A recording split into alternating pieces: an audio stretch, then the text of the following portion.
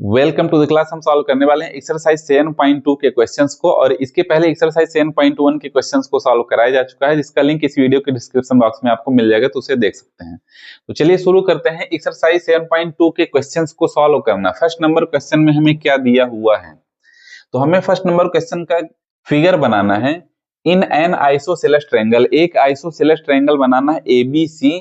आपके बुक में नहीं दिया हुआ है, लेकिन आपको बनाना है ABC इस तरीके से आइसोसेलेस ट्रायंगल कि AB इक्वल रहे AC के, यानी यह साइड इस साइड के इक्वल रहे। इस क्वेश्चन में और क्या क्या दिया हुआ है कि एंगल B और एंगल C के दो बाइसेक्टर हैं। एंगल B का बाइसेक्टर यह वाली लाइन हो गई, एंगल C का साइड बाइसेक्टर यह वाली लाइन हो गई, और दोनों लाइन जहां पे मिल रही है वह पॉइंट हो जाएगा O।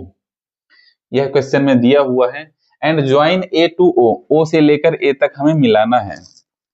यह क्वेश्चन में इतना दिया हुआ है। फर्स्ट नंबर क्वेश्चन सॉल्व करना है। क्या सॉल्व करना है कि OB OC के इक्वल है। OB OC के इक्वल है, यह हमें प्रूफ करना है। कैसे ये दोनों प्रूफ हो जाएंगे? AB और AC इक्वल दिए हुए हैं। जब AB साइड AC साइड के इक्वल है तो इनकी अपोजिट एंगल भी इक्वल हो जाएगा। इसका मतलब यह पूरा एंगल इस पूरे एंगल के इक्वल हो जाएगा। जब ये दोनों आपस में एंगल इक्वल हैं तो यह एंगल इस एंगल के इक्वल हो जाएगा। अब ये दोनों इक्वल हो गए तो OB इक्वल हो जाएगा OC। समझ में आ गया? ना समझ में आया हो क्वेश्चन सॉल्व करते हैं। सिर्फ इतना, जितना मैं बताया हूं इतना ही काम करना है। क्या बताया हूं मैं कि AB इक्वल है AC के, यह हमें दिया हुआ है। बहुत ही आसान सा क्वेश्चन है, बहुत ही आसान सा क्वेश्चन है, सॉल्व हो जाएगा। AB इक्वल्स टू AC दिया हुआ है। तो जब ट्रायंगल ABC में AB इक्वल है AC के, तो एंगल ABC यह इक्वल हो जाएगा एंगल ACB के। एंगल ABC ACB एंगल के इक्वल हो जाएगा। क्यों? रीजन हम यहाँ पे लिख सकते हैं, angles opposite to equal sides are equal side के अपोजिट एंगल भी इक्वल होते हैं, तो दोनों एंगल इक्वल हो जाएंगे। इनका दोनों साइड 1/2 से मल्टीप्लाई कर देते हैं। तो एंगल ABC में 1/2 का मल्टीप्लाई कर देंगे तो इतना एंगल बचेगा। कौन सा?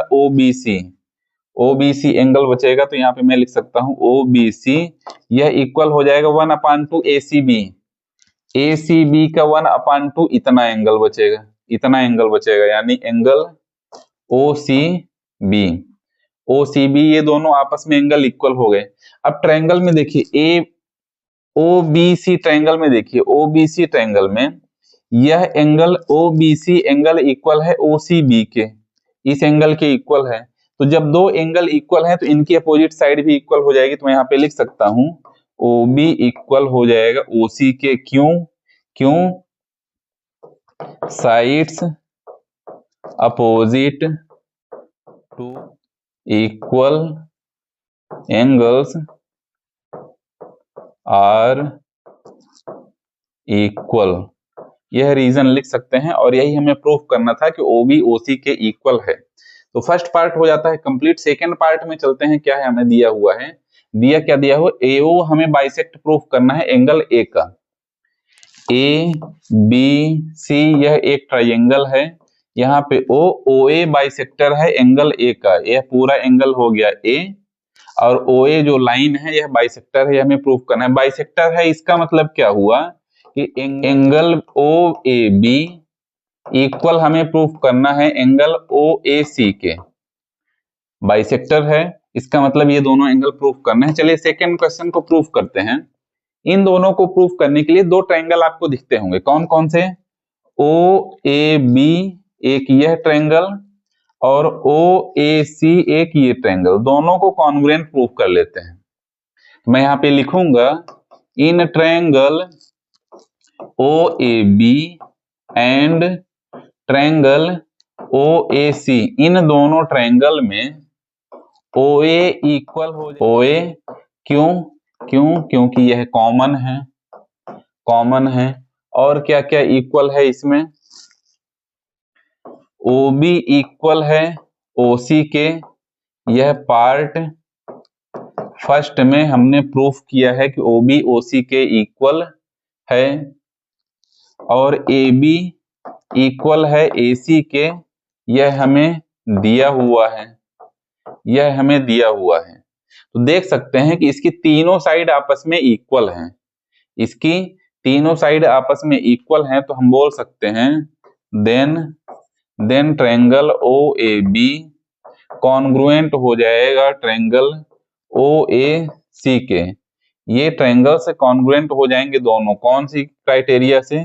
साइड साइड साइड क्राइटेरिया से, साइड साइड साइड क्राइटेरिया से दोनों ट्रायंगल कॉन्ग्रुएंट हो जाएंगे। अब जब ये दोनों ट्रायंगल कॉन्ग्रुएंट हो चुके हैं, दोनों ट्रायंगल कॉन्ग्रुएंट हो चुके हैं, तो इनके जो करेस्पॉन्डिंग पार्ट्स हैं, करेस्पॉन्डिंग एंगल्स हैं, वो भी इक्वल हो जाएंगे। आपको पता ही है कि कॉन्ग्रुएंट ट्रायंगल्स के करेस्पॉन्डिंग साइड्स और करेस्पॉन्डिंग एंगल इक्वल होते हैं। तो मैं यहाँ पे लिख सकता हूं एंगल OAB इक्वल हो जाएगा एंगल OAC के, क्यों? बाई CPCT से ये दोनों एंगल्स आपस में इक्वल हो जाएंगे, और यही हमें प्रूफ करना था। लास्ट में आप लिखना चाहें तो लिख सकते हैं therefore AO bisects angle A। जब ये दोनों एंगल आपस में इक्वल हो गए हैं, इसका मतलब OA एंगल A का बाइसेक्टर है। यही हमें प्रूफ करना था। तो इसी के साथ क्वेश्चन नंबर 1 हो जाता है कंप्लीट। चलते हैं सेकंड नंबर क्वेश्चन में।